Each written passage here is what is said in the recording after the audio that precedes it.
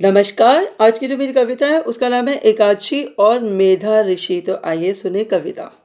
अश्वमेध से प्रयुक्त एक शब्द मेधा विद्युत सुनने में आता है। मनुष्य देह में ईड़ा पिंगला सुषमना 72,000 नाड़ियों में ये विद्युत प्राण ऊर्जा संचार कर जाता है। एकादशी मैया बोले मेधा ऋषि के अंश से उपजे जौ चावल विद्युत रूप में मनुष्य देह में पाए जाते हैं, परंतु मेधा ऋषि के जीवन की कड़ी तो हम देवी महात्म्य से पाते हैं। आओ पहले देवी महात्म्य फिर एकादशी व्रत का प्रारंभ सुन जाते हैं। चैत्र देश के राजा सूरत उदासीन हो जाते हैं। राजा के सैनिक शत्रु के संग मिलकर राजा को परास्त कर जाते हैं। जान बचाने को राजा सूरत भटकते भटकते वन में आ जाते हैं। वन में विचरते राजा सूरत का मिलन एक वैश्य समाधि से हो जाता है। समाधि तिरस्कृत अपमानित अपनी ही स्त्री एवं संतान से वन में स्थान पाता है। वन में विचरते विचरते वो दोनों मेधा ऋषि के आश्रम के समीप आ जाते हैं और मेधा ऋषि को अपनों के ही द्वारा मिला दंभ अपमान तिरस्कार अश्रुपूर्ण नेत्रों से बताते हैं। वो परिवार और राज्य के प्रति मोह का कारण जानना चाहते हैं। ऋषि मेधा मोह माया के दो रूप विद्या अविद्या प्राकट्य देवी का बताते हैं। दुर्गा स्तुति सुनाते हैं। एक बार क्षीर सागर में शयन करते श्री विष्णु के कानों से दो दैत्य मधु कैटब उत्पन्न हो जाते हैं। वो दैत्य विष्णु जी की ही नाभि पर कमल पर विराजमान ब्रह्मा को अधिक वेग गति से ललकारते हैं। ब्रह्मा निंद्रा की देवी योग माया की स्तुति कर नेत्रों से हट जाने को वो श्री विष्णु से रक्षा चाहते हैं। योग माया के नेत्रों से हटते ही श्री विष्णु निरंतर 5,000 वर्ष तक युद्ध कर मधु कैटब को मार गिराते हैं। सभी देवी देवता योग माया और श्री विष्णु का आभार जताते हैं। तत्पश्चात दैत्य महिषासुर देवताओं के राजा इंद्र को पराजित कर स्वयं को इंद्रलोक का स्वामी राजा बताता है। महिषासुर दैत्य और स्वर्ग का राजा देवता ब्रह्मा से गुहार लगाते हैं। ब्रह्मा देवताओं के संग भगवान विष्णु और महेश की शरण में जाते हैं।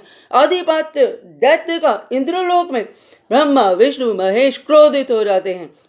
तब ब्रह्मा विष्णु महेश और इंद्र की देह से तेज पुंज शक्ति पुंज निकलता है। समस्त दिशाओं को जलाता वो परिवर्तित नारी आकार में हो जाता है।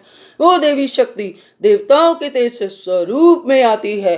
शंकर के तेज से मुख, यम के तेज से केश, विष्णु के तेज से भुजाएं, इंद्र के तेज से उरु पिंडली, पृथ्वी के तेज से नितंब, चंदा के तेज से कुछ, सूर्य के तेज से उंगलियां, कुबेर के तेज से गंधर्व, प्रजापति के तेज से दांत, अग्नि के तेज से नेत्र, संध्या के तेज से भोय, वायु के तेज से कान, समस्त देवों के तेज से अवतरित अम्बा वो जगदम्बा कहाती है। फिर यही देवी धूम्र लोचन चंड मुंड रक्त बीज शुंभ शुंभ दैत्यों का वध कर जाती है। अंत में दुर्गम दैत्य का वध, तब ये योग माया देवी दुर्गा कहाती है। व्याख्यान गुणगान देवी के राजा सूरत और वैश्य समाधि को गद गद श्रद्धा से कर जाते हैं। मेधा ऋषि के कहने पर कठिन तपस्या देवी की मिट्टी की मूर्ति बना अल्प आहार फिर निराहार 3 वर्ष तक लगातार रक्त लघु हवन में यज्ञ वो कर जाते हैं। वो देवी दर्शन पाते हैं। देवी राजा सूरत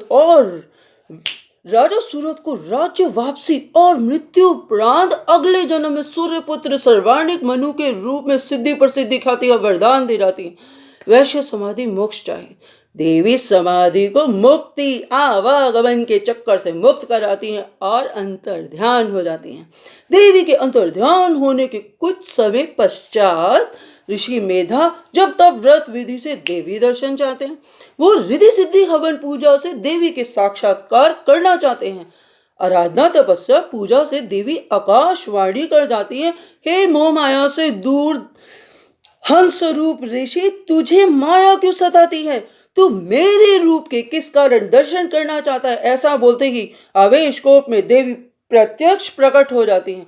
परंतु करोड़ों सूरज देवी ओरा आभा मंडल से ऋषि मेधा की देह जीन शीन शीन शीन चीदड़े काया माटी में मिल जाते हैं। परंतु आत्मा मेधा की देवी दर्शन पाती है। दर्शन पाते ही अंग अंग जीन शीन, मेरा क्यों माता? प्रश्न ऋषि चेतना कर जाती है। तब देवी मेधा की चेतना आत्मा को समझाती हैं। आज एकादशी पर अवतरित हुई मैंने श्री विष्णु के तेज से जन्म पाया है। मूर्ख दैत्य को हुंकार मात्र से भस्म कर एकादशी मैया का नाम पाया है। मेधा मेरे तेज से तेरी देह के टुकड़े व्यर्थ न जाएंगे, कालांतर में जीर्ण शीर्ण अंश तेरी देह के अनाज जौ चावल बन जाएंगे। एकादशी के दिन जौ चावल खाने वाले तेरी देह के रक्त मांस को खाएंगे, परिणाम स्वरूप अगला जन्म रेंगने वाले कीड़े वो बन जाएंगे। एकादशी का व्रत रखने वाले मोक्ष बैकुंठ धाम को जाएंगे। मेधा अंत समय में कर्मों की गति से जब देही देह से निकलती है, नेत्र से नभचर, नासिका से जलचर, कर्ण से उभयचर, मुंह से थलचर, गुदा से कीट पतंग, आज्ञा चक्र से मनुष्य, सहस्रास्त्र चक्र से बैकुंठ में स्थान पाती है। मैं ही हूँ जो अन्न की देवी अन्नपूर्णा कहती हूँ, मैं ही हूँ देवी दुर्गा प्रलय विलय का कारण बन जाती हूँ, मैं ही लक्ष्मी काली सरस्वती वैष्णो देवी कहती हूँ, मैं ही पंच तत्व की शक्ति शिवा कहती हूँ।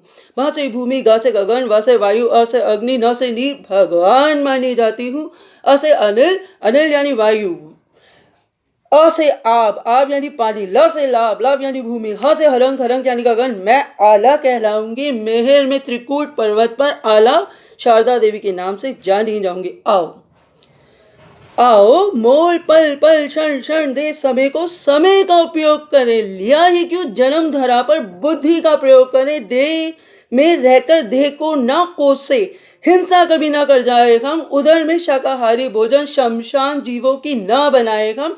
आत्मा अधिक प्रयास करके पंच तत्व देह को पाती है, रसना के चक्कर में फिर 1,84 में भटक जाती है।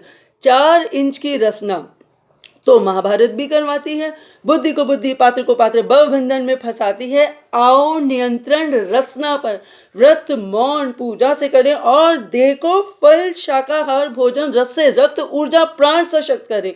कलयुग में केवल हरि नाम पार लगाएगा, श्वास श्वास में हरि सिमरन भव पार ले जाएगा। कलयुग में केवल हरि नाम पार लगाएगा, श्वास श्वास में हरि सिमरन भव पार ले जाएगा। बहुत बहुत धन्यवाद, बहुत बहुत धन्यवाद।